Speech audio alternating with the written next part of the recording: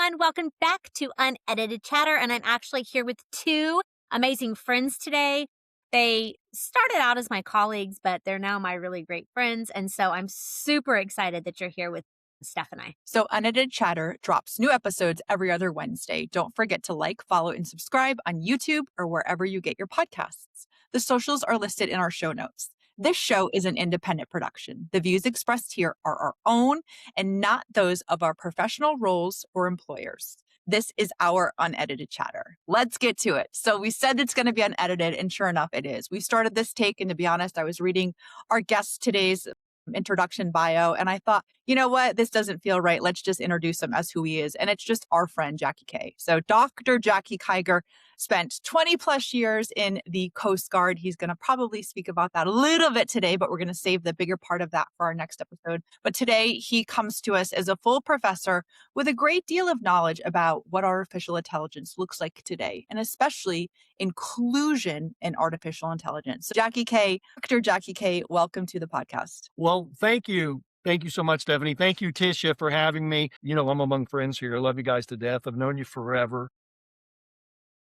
You were both at my wedding. One was in my wedding and the other was there. I went to one of y'all's weddings, and then the other one, she reached out to me and said, hey, I cited you in my dissertation, Dr. Kyger, which made me feel real fancy pants, and I appreciate it. So here I am today trying to be fancy pants again around the idea of artificial intelligence inclusion, because I think we're past artificial intelligence. And where this, if I can for a minute, where this came about and why maybe we're going to talk about it today is I got tired of meeting with colleagues, with peers, and them telling me, well, we've got to stop our students from using it. We've got to keep them from, we're not going to allow them to. And I'm like, well, that's ridiculous. That's redonkulous, I think we say in academic circles. We have to figure out a way to include it. And so I did a presentation at a teaching and learning conference back in the fall, and I put together 9 pathways to include it. And I did my research. I did a review of Lit, and I based it. There's one book in particular. I want the readers to know this. I've never met the authors, don't know anything about them. It's a great book. It's called The Artificial Intelligence Playbook: Time-Saving Tools for Teachers That Make Learning More Engaging. And what I love about this book, it was written by Hargrove, Fisher, and Frey, but what I love about this book is it's 2025, it's in its 2nd edition. So you think, oh, 2nd edition. Well, they probably wrote a 1st edition like in 1997. No. Their 1st edition was in 2024, and they updated it in 2025, because that's how fast artificial intelligence moves. And I got to tell you, I'm excited to see if there's going to be a 3rd edition in 2026. So if you don't have that on your professional reference library, the Artificial Intelligence Playbook, Time-Saving Tools for Teachers That Make Learning More Engaging, you probably should get it. And from that and probably 20 other resources I read, I come up with these 9 pathways. So let me bore you real quick with what those 9 pathways are, and then maybe you can ask me a bunch of questions about it. The first pathway is inclusion of partners, your professional learning community. AI must be part of that inclusion partnership. And then the second one is a fancy way of saying do no harm, the non-maleficent use. Do no harm. Make sure you're doing things for the good on that pathway. And then content development. And this is through the lens as instructors, by the way. Right. So content development, the instructional content, use AI for that. And then the 4th one is learner engagement, supporting all learners. And then the 5th one, universal design, that differentiated experience for students. And then the successful writing prompts. And to me, probably the most important one, successful writing prompts, because if we don't know how to ask AI something, AI is going to answer it, maybe not the way we wanted it to. So you have to act smart. You have to treat AI like your parents. Remember when you go to your parents and ask your mom something and you bombed it, so then you go to your dad, and the lesson learned is you learn how to say it better. So now you say it to your dad and you get the answer. Oh, now we're going the direction I want to go. Treat AI like your parents when you talk to them. And then 7, the iterative feedback, continuous feedback. You have to use AI for that. And then ongoing assessment. And then number 9, new horizons. It's the last one. And then I'm done babbling about it. Preparing for an AI-powered future. The future's now, the future's here. It's AI. It's not going away. And so if you follow these 9 pathways, and to me, as an educator, if I sit back and smoke a pipe and be all highbrow about it, the idea is that we treat artificial intelligence inclusion as these 9 pathways as a philosophy of education. Much in the same way, and this is my qualifier, much in the same way, is if we were concerned about our students' needs, what would we look to? What would we seek out? Maslow's hierarchy. We all know that. So the same thing here, when we consider how should we include artificial intelligence, it should be around the philosophy of these 9 pathways. So that's why I'm here. That's why I'm talking to Tish, and that's why I'm talking to Stephanie about why this is important, that we don't figure out ways not to use it. We absolutely figure out a philosophy of education to include it.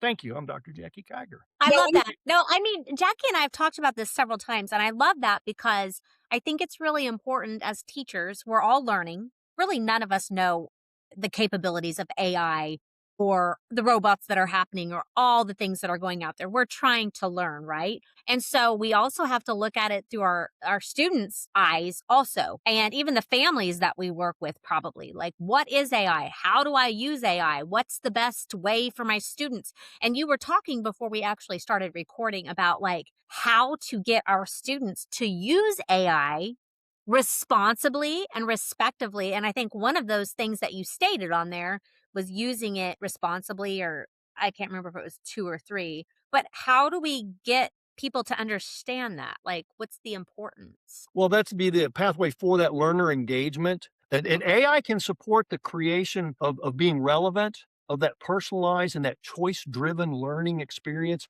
by connecting the lesson to the learner, the background knowledge, and offering multiple options as a result of that. I can sit here all on my own and try and figure out how to engage a student, or I can include artificial intelligence, have that conversation with ChatGPT or a number of artificial intelligence tools out there, be part of my PLC, that professional learning community. Much in the way I'll call Steph and ask her a question about something that she's an expert in, I'll just call ChatGPT and say, "Hey, ChatGPT, what do you think about this?" And let's have a dialogue back with it. I'm not, don't do it for me. Just talk to me and let me figure it out. Steph, don't do it for me. Let's just talk and we'll figure it out. And then I'll go do it myself. And that's the value when we think about our students and that learning engagement. And I guess a big example would be the one where we look at the prompt, the pathway for writing successful prompts. Case in point, a student could load in the homework assignment instructions and say, ChatGPT or some other tool, here's the instructions. I'm supposed to write a paper on this. Can you write that paper for me? Well, now we're looking at authentic work being submitted that's not really authentic work. And that's a problem. That's plagiarism. We shouldn't do that. But as responsible educators using this philosophy of education, the pathway is to create successful prompts. So in the instructions to the students, we should encourage them to use AI in finite directive ways to arrive at their own thoughts and ideas based on that AI experience, and then go write that down. Don't just copy and paste what ChatGPT has to tell you, because I might as well talk to ChatGPT myself and leave the student out of the picture if that's the case. And I think you're saying a lot of things. When we look at the rollout, for better use of terms, with AI, it's the same thing that we saw with the internet. It's the same thing we saw with Google search. It's the same thing that we saw. There's an effective way and there's an ineffective way. It's not going away. So we have to figure out the pathway to that effective way. And as you're saying, it's whether the CAP is an educator thinking for their own personal use or an educator thinking about how their students are going to use it. We have to navigate to what is acceptable and good use and what is not. And I think we're still in that very gray water of trying to figure that out. What suggestions do you have for our audience who are very much so educators in helping, number one, to figure it out themselves? So to your point, you're not going to ChatGPT for that. You're using it as a part of your learning community. And then my second side of that question is, how can we, or what can we tell our educators to do to start that with their students? Treat it as a third person in the discussions. As an example, would be my advice. If you're going to have your students go do some research on the philosophy of education, in the way the various historians that we know of that were hallmarks in that, we'll have a conversation with Dewey as an example, or Gardner, or any other person that in education has made contributions, and tell them, hey, I want to have a conversation with you as if you were this person. And I know you may have come up with this hierarchy of needs, but what was your motivator behind that? And now you're getting AI to respond as if they were that philosophical person. And then from that, again, you pull ideas, and then from those ideas, the information of that, and then you go create your own work, your own original work as a result. And that's the important thing, is create your own original work. And I know we're almost out of time because we wanted to keep this short so that we could, make people aware. And if you'd like to know more, I do have a boring 7 to 10 page paper about it. At some point, we can include as a link that goes into all this in great detail. Well, okay, so I learned that. Hang on, sorry, Steph. I just learned. I did not know that you could tell them to You be. can. I'm learning every single day. Like, I use it very basically.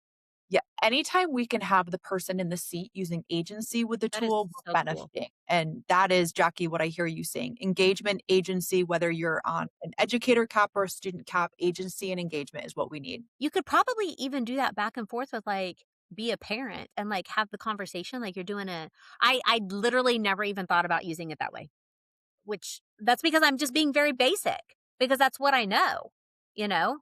But So that even from the cap of an educator, you can have a teacher say, have a discussion with Dewey. yeah, As a college professor, you're able to say, unpack this. What do you see? What variables there impact, whatever it may be. So I think from the two cap, from your own use to that of your students, you really have to think about that element of agency and engagement, like Jackie said. Yeah. that's super cool. Jackie, okay, do you wanna leave us with one thing as we walk away? Yeah, and thank you again for having me, and I'll leave you with this. Artificial intelligence is gonna take over. Artificial intelligence is bad. It's not bad, it's not good, it's not gonna take over. Harvard professor, Kareem Lakhani put it simply when he said, "AI is not going to replace humans, but humans with AI are going to replace humans without AI." It's here to stay, folks. That's amazing. Thank you for being here. We appreciate you. Thank you for having me.